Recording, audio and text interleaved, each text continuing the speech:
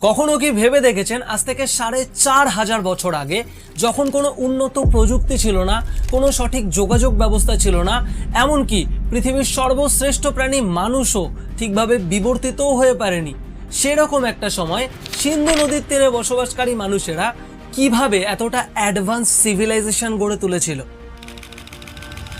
Indus valley civilisation বা সিন্ধু সভ্যতা শুধুমাত্র একটি প্রাচীন নগর সভ্যতা নয়, বরং এটি ছিল মানব সভ্যতার প্রথম এমন এক অভিজ্ঞান যেখানে নগর পরিকল্পনা এবং অর্থনীতি সামাজিক স্থিতিশীলতার উপর ভিত্তি করে তৈরি হয়েছিল। কিন্তু একদিন হঠাৎ তাদের এই স্থিতিশীল সমাজে এমন কোনো এক বিপত্তি এসে উদয় হলো যা ৫,০০০ বছরের জ্ঞানের ভিত্তিতে দাঁড়িয়ে থাকা এই অ্যাডভান্স সিভিলাইজেশনকে রাতারাতি ধূলিসাৎ করে দিল। কিন্তু কি ছিল সেই বিপত্তি? ছিল কি কোনো প্রাকৃতিক দুর্যোগ, নাকি কোনো বহিঃশত্রুর আক্রমণ? কি সেই রহস্য যা ইন্দুস ভ্যালি সিভিলাইজেশনকে ইতিহাসের পাতায় অদৃশ্য করে দিল? কি এমন ঘটেছিল এই সভ্যতার সাথে যার জন্য প্রায় ৫০ লক্ষ মানুষ একসাথে রীতিমতো উধাও হয়ে গেল? সেই সমস্ত প্রশ্নের উত্তরই আজ আমরা খুঁজব। আমরা দেখব কিভাবে প্রাচীন পৃথিবীর সবথেকে অ্যাডভান্স সিভিলাইজেশন এক মৃতের স্তূপে পরিণত হলো। अब मैं आपको दिखाने जा रहा हूं एक ऐसा शहर जो कि हजारों साल पहले जमीन के नीचे दफन हो चुका है। अब पुरातात्विक खुदाई में एक के बाद एक काफी ऐतिहासिक जो तथ्य हैं वो सामने निकल कर आ रहे हैं।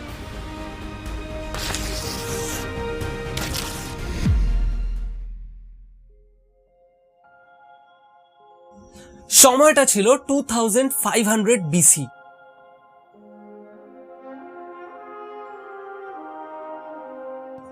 এই সময় দুনিয়াতে তিনটি বৃহৎ সিভিলাইজেশন ছিল: মেসোপটেমিয়ান, ইজিপশিয়ান আর ইন্দুস ভ্যালি সিভিলাইজেশন।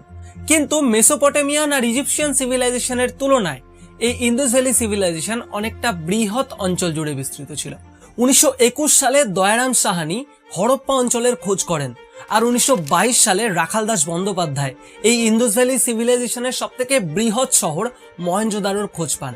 তারপর 1922 সালের পরবর্তীতে রাখিগড়, ধোলাভিরা অঞ্চলগুলির আবিষ্কার করা হয় খনন কার্যের মাধ্যমে। সিন্ধু বা ইন্দুস নদীর তীরে এই সভ্যতা গড়ে উঠেছিল, তাই এই সভ্যতাকে সিন্ধু সভ্যতা বা ইন্দুস ভ্যালি সিভিলাইজেশন নাম দেওয়া হয়। সায়েন্টিস্টদের মতে 1052টারও বেশি গ্রাম ও শহর নাকি এই সভ্যতার অন্তর্ভুক্ত ছিল, যার মধ্যে হরপ্পা আর মহেঞ্জোদারো এই সভ্যতার সবথেকে বড় দুটি শহর ছিল। অনুমান করা হয় যে এই মহেঞ্জোদারো অঞ্চল হয়তো সম্পূর্ণ ইন্দুস ভ্যালি সিভিলাইজেশনের রাজধানী হতে পারে। আরও অনুমান করা হয় যে এরকম বৃহৎ আকারের শহরগুলিতে সেই সময় প্রায় 40 থেকে 50,000 মানুষ বসবাস করত, আর সম্পূর্ণ ইন্দুস ভ্যালি সিভিলাইজেশনে প্রায় 50 লক্ষ মানুষের বসবাস ছিল, যা সেই সময়কার পৃথিবীর সম্পূর্ণ জনসংখ্যার 10%। ইন্দুস ভ্যালি সিভিলাইজেশনের একটি শহর অনেক বেশি অ্যাডভান্স ছিল সেই সময়ের অন্যান্য সভ্যতাগুলির শহরের তুলনায়। এবং আরো ইম্পর্টেন্ট বিষয় কি, তারা এতটাই সিভিলাইজ ছিল যে তাদের নগর পরিকল্পনা, পয়ঃপ্রণালী ব্যবস্থা এবং সড়ক ব্যবস্থার নীতির কাছে আজকের দিনেরও ভারতের অনেক শহরকে পিছিয়ে পড়া শহর বলে মনে হবে। উদাহরণস্বরূপ আপনি মহেঞ্জোদারো অঞ্চলটিকে দেখতে পারেন। মহেঞ্জোদারোর পুরো শহরকে তারা দুভাগে বিভক্ত করেছিল। এক ছিল আপার সিটি, যাকে সিটাডেল বলা হয়। অনুমান করা হয় এই সিটাডেল বা আপার সিটি যাবতীয় প্রশাসনিক ও অর্থনৈতিক কার্যকলাপের কেন্দ্রস্থল হওয়ার সাথে সাথে যাবতীয় ধর্মীয় আচার অনুষ্ঠান, খাদ্যশস্যের সংরক্ষণ এবং শিক্ষা ও প্রশিক্ষণের কাজে ব্যবহার করা হতো। আর নিচের শহর বা লোয়ার সিটি ছিল নাগরিকদের বসবাসের মূল এলাকা, যা অত্যন্ত পরিকল্পিতভাবে নির্মিত হয়েছিল। শহরের প্রতিটা বাড়ি ছিল 2 বা 3 তলা এবং পোড়া ইটের তৈরি। তাছাড়া প্রায় প্রতিটা বাড়িতেই কূপ বা পাতকুয়োর ব্যবস্থা ছিল, যা তাদের পানীয় জলের চাহিদা পূরণ করত। মহেঞ্জোদারোতে এরকম একটি সুইমিং পুল পাওয়া গিয়েছে, যা প্রায় 900 স্কয়ার ফিট এরিয়া জুড়ে বিস্তৃত আর প্রায় 2.4 মিটার ডিপ, যার নাম দেওয়া হয়েছে দ্য গ্রেট বাথ। এটি মূলত পোড়া ইট দিয়ে তৈরি করা হয়েছিল এবং ওয়াটার প্রুফিং এর জন্য বিচুমেনের প্রলেপ ব্যবহার করা হয়েছিল। এদের শহরের বিভিন্ন অংশে স্নানাগার বা শৌচালয়ের ব্যবস্থা ছিল, সাথে প্রশস্ত গ্রিড প্যাটার্নের সড়ক ব্যবস্থা, আর সবথেকে ইম্পর্টেন্ট তাদের উন্নত ড্রেনেজ সিস্টেম। শহরের প্রায় প্রতিটা বাড়ি থেকে একটি করে ড্রেন বেরিয়ে গিয়ে রাস্তার প্রধান ড্রেনের সাথে মিশত, আর সেই প্রধান ড্রেনেও তারা কিছু কিছু জায়গায় ম্যানহোলের ব্যবস্থা রেখেছিল, যাতে সেই প্রধান ড্রেনে ময়লা জমলেও তাও তাদের পরিষ্কার করতে সুবিধা হতো। তারা তাদের এই সম্পূর্ণ শহরকে কোনো এক উঁচু প্ল্যাটফর্মের ওপর তৈরি করত এবং শহরের চারপাশে উঁচু দেওয়াল দিয়ে ঘেরাও রাখতো তাদের শহরকে। এতে একদিকে তো তারা বন্য প্রাণী ও ফ্লাডস বা এরকম যে কোনো প্রাকৃতিক দুর্যোগ থেকে বেঁচে যেত, অপরদিকে তাদের ওই শহরের যাবতীয় বর্জ্য পদার্থ তারা তাদের ওই উন্নত ড্রেনেজ সিস্টেমের মাধ্যমে খুব সহজেই শহরের বাইরে নিষ্কাশিত করে দিত। বাণিজ্যিক বা অর্থনৈতিক ক্ষেত্রে অনেক বেশি সিরিয়াস আর ডিসিপ্লিন ছিল এই সভ্যতার মানুষরা। আজকের ডেটে আমরা 16 আনা সমান সমান 1 টাকার যে হিসেব আমরা করি তা প্রথমবার এই সভ্যতাতেই দেখা গিয়েছিল। অ্যাকর্ডিং টু দ্য রিসার্চার্স, সেই সময়ের মেসোপটেমিয়ান আর ইজিপশিয়ান সিভিলাইজেশনের সাথেও এই সভ্যতার নাকি বাণিজ্যিক সম্পর্ক ছিল। বিজনেস ট্রেড চলতো এ প্রান্তের সাথে ও প্রান্তের। সামগ্রীর বিনিময়ের লেনদেন আর সঠিক ওজনের পরিমাপের জন্য তারা ওয়েটস্টোনের ব্যবহার করত। এদের সবথেকে ছোট ওয়েটস্টোনের ওয়েট ছিল 0.856 গ্রামস আর সবথেকে কমন ওয়েটস্টোনের ওয়েট ছিল 13.7 গ্রাম। এখানে একটা ইম্পর্টেন্ট ফ্যাক্ট আছে, আপনি যদি 0.856 গ্রামের একটি ওয়েটস্টোনকে ইন্টু 16 দিয়ে মাল্টিপ্লাই করেন তো সবথেকে কমন ওয়েট 13.7 গ্রামেরই সমতুল্য ওজন পাবেন। আর সম্পূর্ণ ইন্দুস ভ্যালি সিভিলাইজেশনে এই স্ট্যান্ডার্ডের ওয়েটস্টোনেরই ব্যবহার হতো। এই সিভিলাইজেশনের সবথেকে বড় মিস্ট্রি এদের ভাষা, কারণ 1921 সাল থেকে এখনো পর্যন্ত বিগত 100 বছর ধরে প্রায় হাজারো চেষ্টা করার পরও কেউই আজ পর্যন্ত এদের ভাষাকে ডিকোড করতে পারেনি। কিন্তু কিছু স্পেসিফিক বিষয় আছে এদের ভাষায় যা বলা যেতে পারে, যেমন এরা লেফট টু রাইটের জায়গায় রাইট টু লেফট লিখতো এদের ভাষাকে।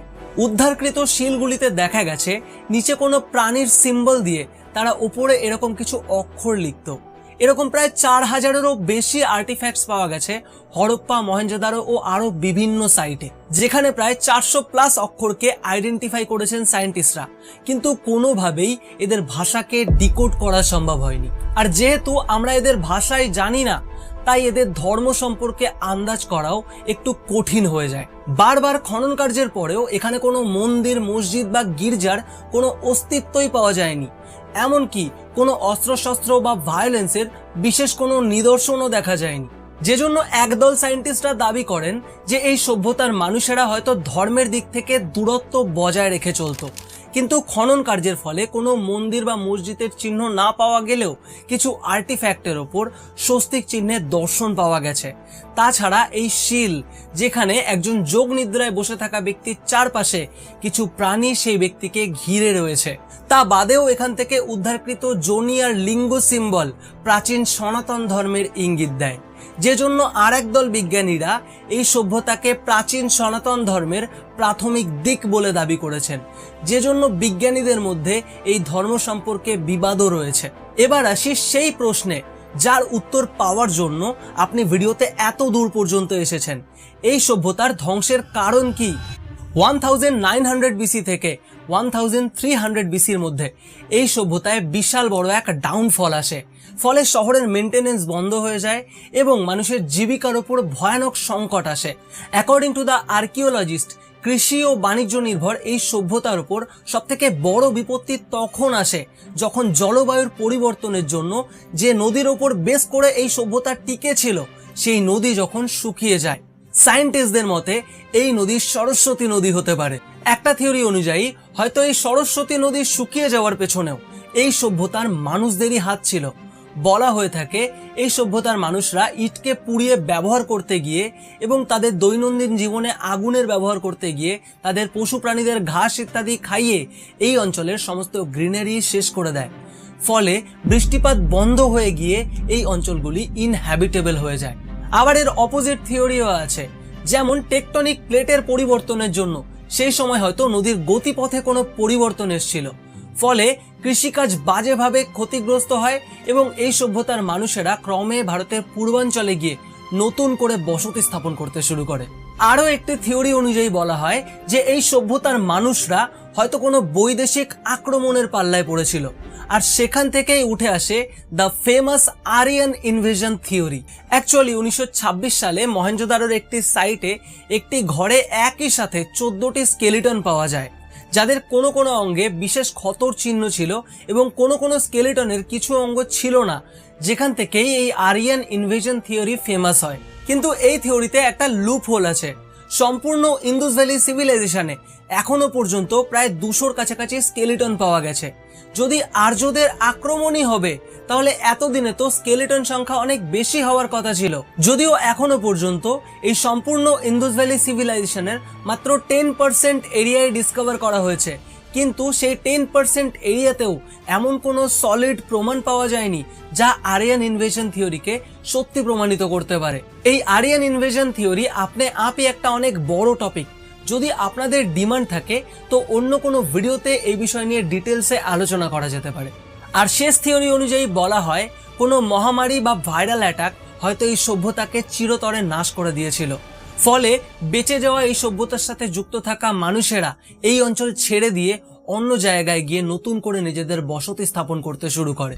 এই সভ্যতার ধ্বংস হওয়ার পেছনে কারণ যাই থাক না কেন, 5000 বছরেরও বেশি সময় ধরে টিকে থাকা এই অ্যাডভান্স সিভিলাইজেশন 600 BC আস্তে আস্তে চিরতরে ধ্বংস হয়ে যায়, আর চিরকালের জন্য আমরা এতটা সিভিলাইজড মানুষদের হারিয়ে ফেলি।